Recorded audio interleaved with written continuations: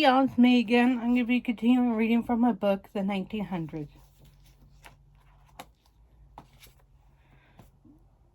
Portrait of a Jewish Immigrant Ghetto.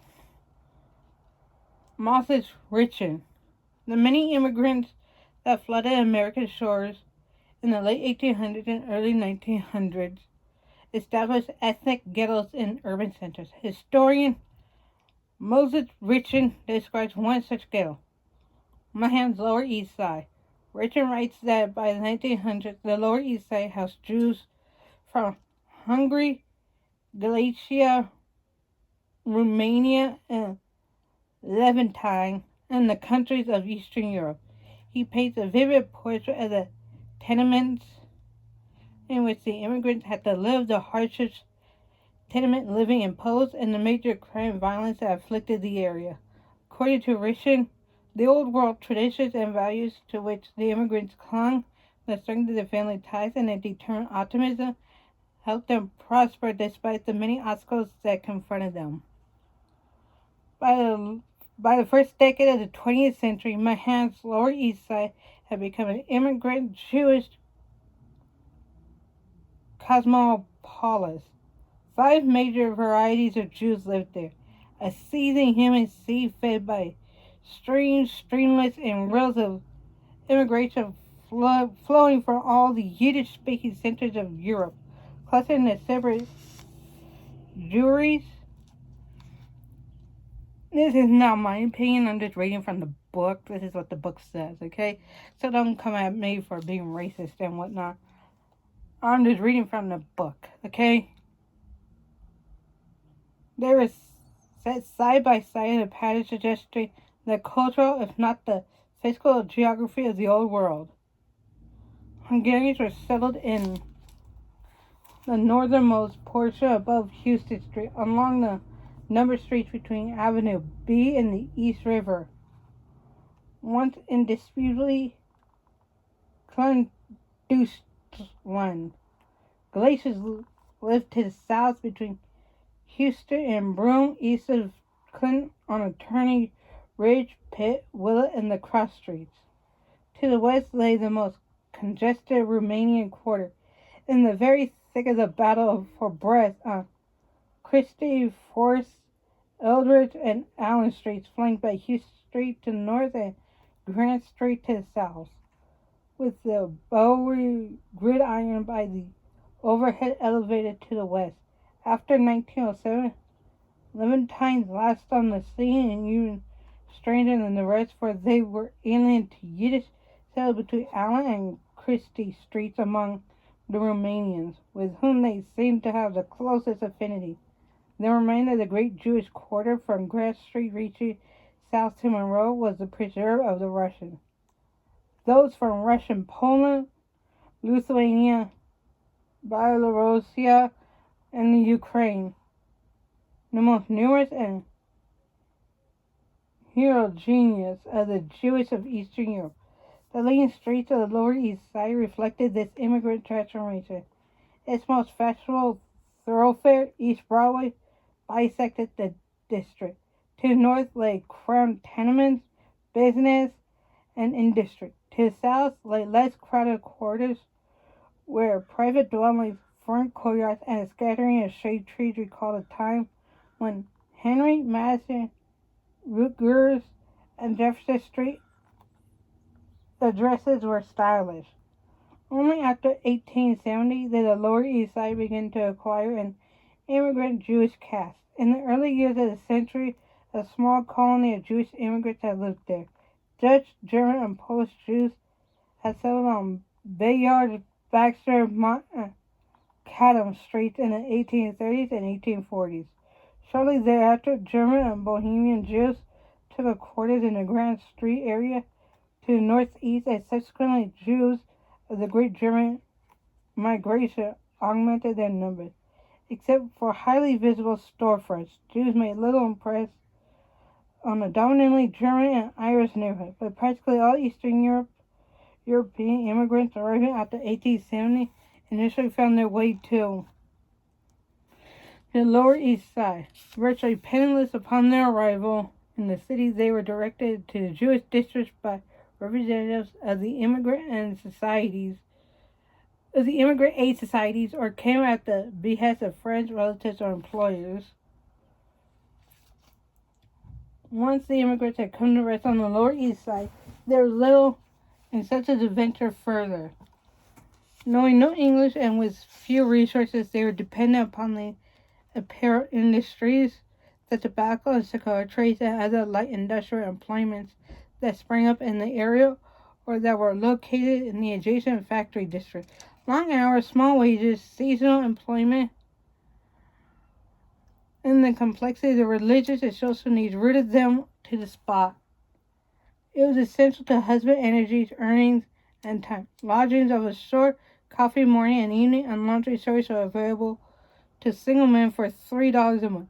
Bread at 2 and 3 cents a pound, milk at 4 cents a quarter, a herring for a penny or two, and apples at from 1 to 5 for a cent, depending on quality, were to be had. I wish everything was that cheap nowadays.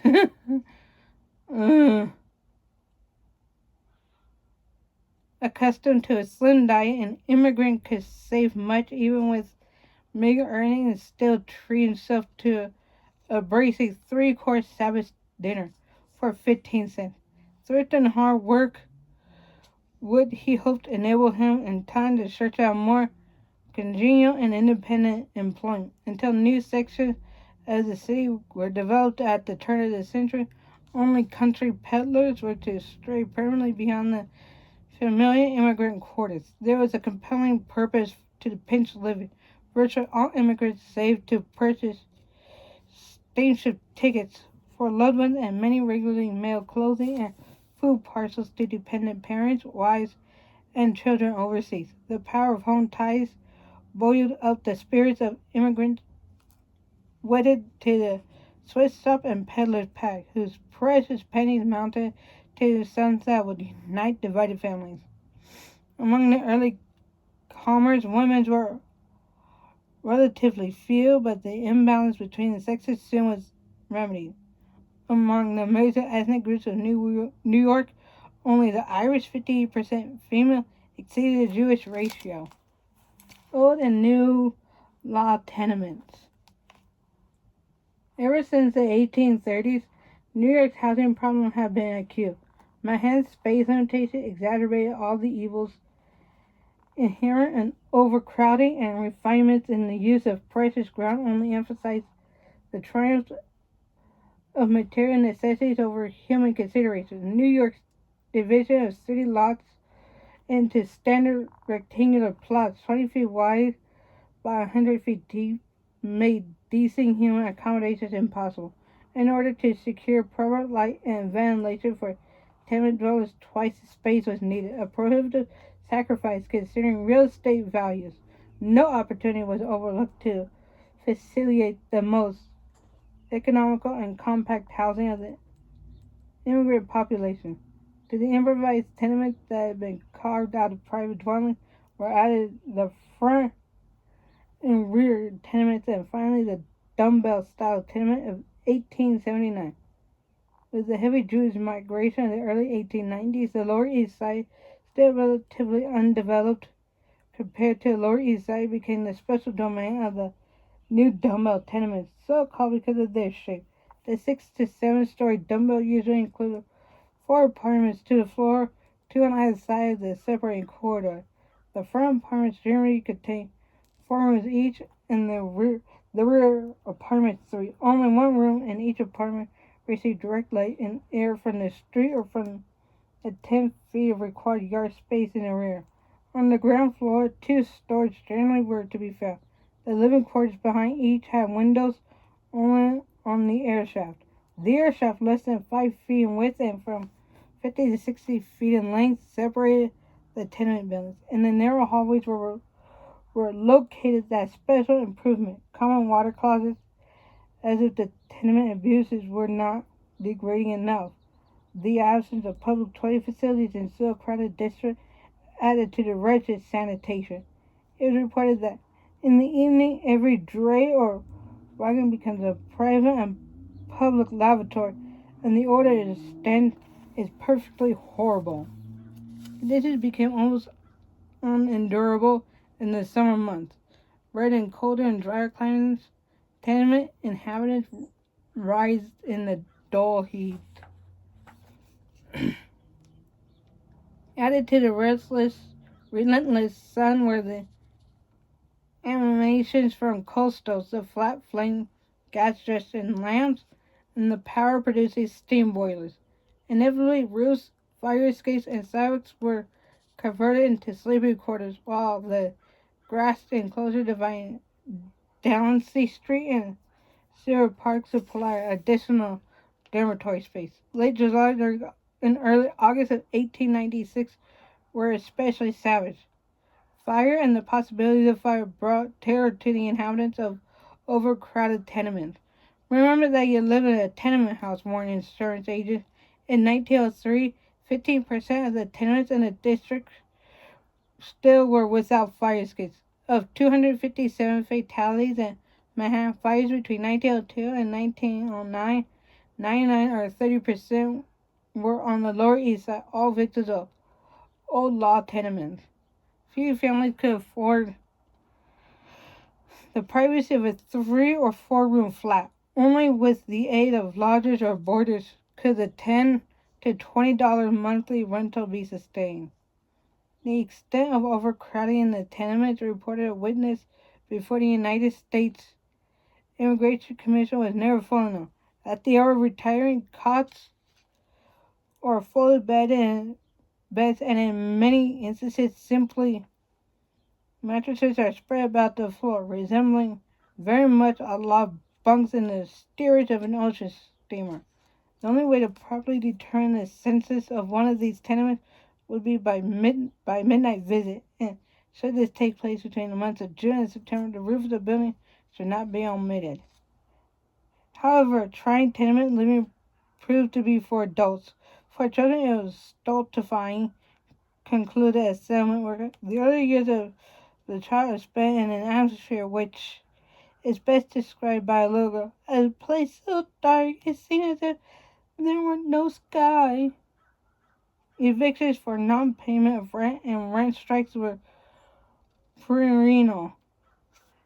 Uncertainty of employment, non-payment of wages, unexpected obligations, dependent and advisories contributed to the high incidence of eviction. Please comment, rate, and subscribe down below. And if you're on TikTok, please follow me. I need more followers than likes right now. Okay? And I'm selling stuff on eBay and Mercari, so if you want my username for those so you can see my inventory, please comment down below on YouTube and wherever you could comment on TikTok, okay? And ask me for my username, okay? Because I need to get rid of these stuff, okay? Bye.